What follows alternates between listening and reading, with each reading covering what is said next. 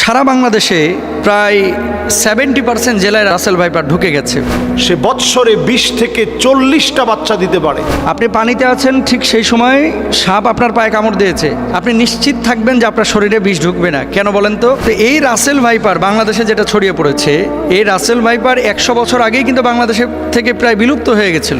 ডাক্তাররা বলতেছে যে এটা যদি দংশন করে তাহলে মানুষ মারা যাবে খুব শীঘ্রই। এরকম একটা বিপদ মুসিবতের সময় একজন মুমিন আমার বিশ্বাস থেকে করণীয় কিছু আছে কিনা?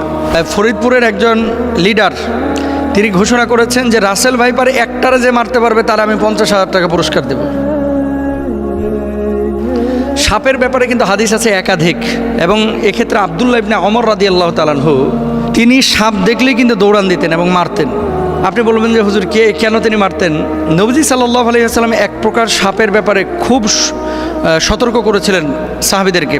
সেই সাপটা কোন সাপ দেখেন, নবীজি সাল্লাল্লাহু আলাইহি ওয়াসাল্লাম সেই সাপের ব্যাপারে আয়েশা রাদিয়াল্লাহু তাআলা আনহা قالت আমরা রাসূলুল্লাহ সাল্লাল্লাহু আলাইহি ওয়াসাল্লাম বিকতলি জিতুফিয়াতাইনে ফাইন্নাহু ইয়ালতামিসুল বাসর ওয়া ইউসিবুল হাবাল। আয়েশা রাদিয়াল্লাহু তাআলা আনহা থেকে বর্ণিত, তিনি বলেন রাসূল আকরাম সাল্লাল্লাহু আলাইহি ওয়াসাল্লাম পিঠে দুটি সাদা রেখা বিশিষ্ট বিষধর সাপ মেরে ফেলার নির্দেশ দিয়েছেন, কারণ তার দৃষ্টিশক্তি কেড়ে নেয় এবং গর্ভস্থ সন্তানের ওপরে বিরূপ প্রতিক্রিয়া সৃষ্টি করে। গর্ভে যে সন্তান থাকে, এরকম কোনো মাকে যদি এই সাদা রেখা বিশিষ্ট সাপ দংশন করে তাহলে সেই সন্তানের ওপরে ইফেক্ট করে, মায়ের ওপরে ইফেক্ট করে। এটা নবীজি নিজে বলেছেন। কোথায় আছে হাদিসটি?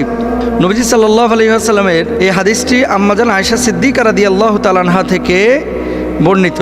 বর্ণনাকারী আয়েশা বিনতে আবু বকর সিদ্দিক রাদিয়াল্লাহু তাআলা আনহা, এবং হাদিসের মান সহিহ মুসলিম ইসলামিক ফাউন্ডেশন থেকে যেটা অনুবাদ করা হয়েছে, সেখানে এই হাদিসটি আমরা যদি খুঁজি তাহলে পাবো। এরপর আসেন আরেকটি হাদিস, ওয়াকাল আবতারু ওয়াদুত্তুফ ইয়াতাইনে।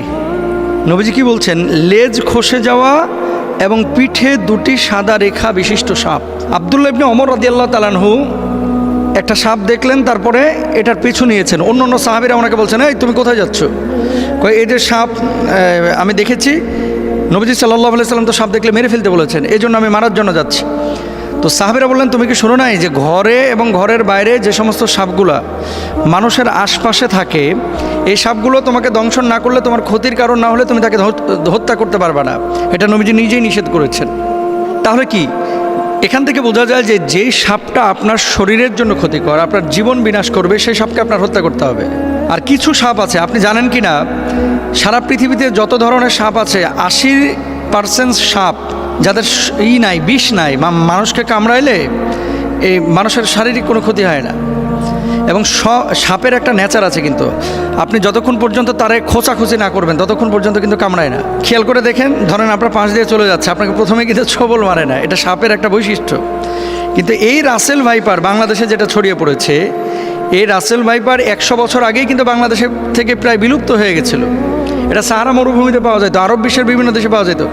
বাংলাদেশে কিভাবে আসলো এই সাপটা? এখন আমরা জানি না যে এটা কারো ষড়যন্ত্র কিনা বাংলাদেশের কৃষিখাত ধ্বংস করার জন্য, যে এই রাসেল ভাইপার ছাড়ে দিলে কৃষকরা ভয়ে মাঠে যাবে না, ধান কাটতে পারবে না, বা জঙ্গলে যাবে না, কারণ এটার ইফেক্ট কিন্তু কৃষিখাতে অবশ্যই পড়বে। ডাক্তাররা বলতেছে যে এটা যদি দংশন করে তাহলে মানুষ মারা যাবে খুব শীঘ্রই, এবং ওই যে মেডিসিন বা ইঞ্জেকশন দেওয়ার পরে, অ্যান্টিভেনম দেওয়ার পরেও কিন্তু কাজ হয় না। অনেক সময় কিডনি বিকল করে ফেলে, হার্ট দুর্বল করে ফেলে, হার্ট বিকল করে ফেলে, এই জন্য মানুষ মারা যায়। এখন নবীজি সাল্লাল্লাহু আলাইহি ওয়াসাল্লামের সেই হাদিস থেকে আমরা স্পষ্টরূপে বুঝতে পারি, যেহেতু রাসেল ভাইপার মানুষের জন্য ক্ষতিকর। এবং আজকে দেখলাম পত্রিকায় ফরিদপুরের একজন লিডার তিনি ঘোষণা করেছেন যে রাসেল ভাইপার একটারে যে মারতে পারবে তার আমি 50,000 টাকা পুরস্কার দেব। তো এখন মানুষের জীবন আগে ভাই, প্রাণী, এই সাপ, পোকামাকড় যারা দংশন করে, এগুলো পরিবেশের ভারসাম্য অবশ্যই রক্ষা করে, কিন্তু মানুষের জীবনের জন্য যদি ক্ষতির কারণ হয়ে দাঁড়ায়, নবীজির ভাষ্য অনুসারে সেটাকে হত্যা করতে হবে। এবং ইভেন কুকুর, রাস্তায় যে সমস্ত কুকুর ঘোরাফেরা করে আপনার কোনো ক্ষতি করে না, তাদেরকে হত্যার কথা বলা হয় নাই। কিন্তু এমন কুকুর যদি থাকে যে এই কুকুর দেখলেই আপনার পেছন থেকে ধাওয়া করে, বাচ্চাদেরকে কামড়ে দেয়, এই কুকুরগুলোকে হত্যা করতে বলা হয়েছে। সুতরাং রাসেল ভাইপারের যে বিষয়টা, এটা হাদিস থেকে আমরা যেটা বুঝি, নবীজি সাল্লাল্লাহু আলাইহি ওয়াসাল্লাম বলেছেন ক্ষতিকারক যদি হয়ে থাকে তাহলে সেখানে তাকে হত্যা করা যাবে। এবার আসেন, সারা বাংলাদেশে প্রায় 70% জেলায় রাসেল ভাইপার ঢুকে গেছে।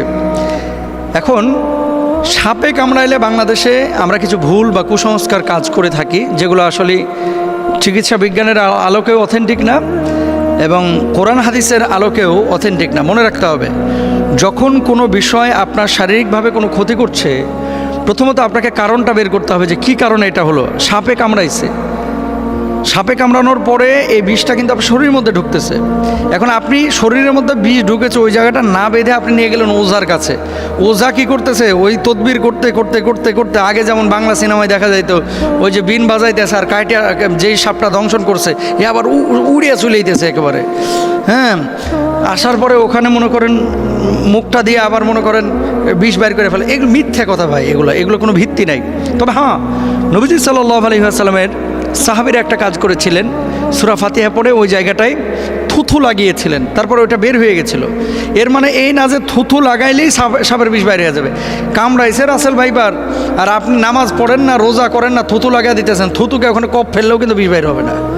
এগুলো খেয়াল রাখতে হবে। তাহলে আপনার করণীয় কি? আপনাকে যাইতে হবে ডাক্তারের কাছে। আপনি ডাক্তারের কাছে যান, যাওয়ার পরে আপনি চিকিৎসা নেবেন। আর ওঝা, তারপরে বিন বাজানো, এই সমস্ত জিনিসগুলো অথেন্টিক যেহেতু না, যেই জায়গাটায় অথেন্টিক বা কারো কাছে এমন কোনো মেডিসিন থাকলে আপনি সেই জায়গাটায় চিকিৎসা নিতে পারেন। আবার আমাকে ভুল বুঝেন না, ঝাড়ফুঁক ইসলামে কিন্তু জায়েজ, কিন্তু কবিরাজির নামে এই যে বিন বাজাইতে বাজাইতে সাপকে দৌড়ায় নিয়ে আসা। আচ্ছা ভাই, সাপ এখানে কামড়ানোর পর কি বসে থাকে? বুঝলেন কথা? ধরেন কামড়াইলো উত্তরা 10 নম্বর সেক্টরে, সাপটা 10 নম্বরে কামড়ায়া ওই ভাসতে ভাসতে ভাসতে ভাসতে রাত্রে সফর করতে করতে টঙ্গী চলে গেছে। এখন আপনি এখানে বিন বাজাইতেছেন, ও টঙ্গী, সাপ আছে টঙ্গীতে, উত্তরা 10 নম্বর থেকে গাড়ির আওয়াজে সাপ বিনের আওয়াজ পাইবে কীভাবে? জিনিসগুলো কিন্তু একটা ভাবার বিষয়। তাহলে আমরা এই বিষয়গুলো খেয়াল রাখবো। সাপে কামড়াইলে চিকিৎসা নেওয়ার চেষ্টা করব। সাপে কামড়ানো জায়গায় তৎক্ষণাৎ পরিষ্কার করে ব্যান্ডেজ বা সুতির কাপড় দিয়ে ঢেকে দিব, এটা ডাক্তাররা বলছেন। এবং সেই জায়গাটায় রশি দিয়ে হালকা করে বেঁধে দিবেন, যাতে করে বিষটা উপরে যাইতে না পারে। মনে রাখবেন, আপনি পানির মধ্যে পা দিয়ে রেখেছেন, পানিতে থাকা কোনো সাপ যদি পায়ের ওপরে কামড় দেয়, এটা খুব মনোযোগ দিয়ে শুনবেন। আপনি পানিতে আছেন, ঠিক সেই সময় সাপ আপনার পায়ে কামড় দিয়েছে, আপনি নিশ্চিত থাকবেন যে আপনার শরীরে বিষ ঢুকবে না। কেন বলেন তো? সাপটা যখন কামড় দেয়, বিষটা যখন এই তার দাঁত থেকে বা মুখ থেকে ছাড়ে, বিষটা ছাড়ার সাথে সাথে পানির সাথে মিশে ওই বিষটা আর শরীরের মধ্যে ঢুকে না। এই জন্য সাধারণত বিষধর সাপ পানির মধ্যে কামড় দেয় না। এই ধরা সাপ টোরা সাপ যেগুলো কামড় দেয়, চিন্তার কোনো কারণ নাই। কিন্তু শুকনো জায়গায় যদি আপনারা সাপে কামড় দেয়, বি কেয়ারফুল, এখানে আমাদের সচেতন হতে হবে। অনেকে সাপে কামড় দেওয়ার পর ওই জায়গাটায় মুখ লাগায় চুষে বিষ নামানোর চেষ্টা করে, এটা সম্ভব না।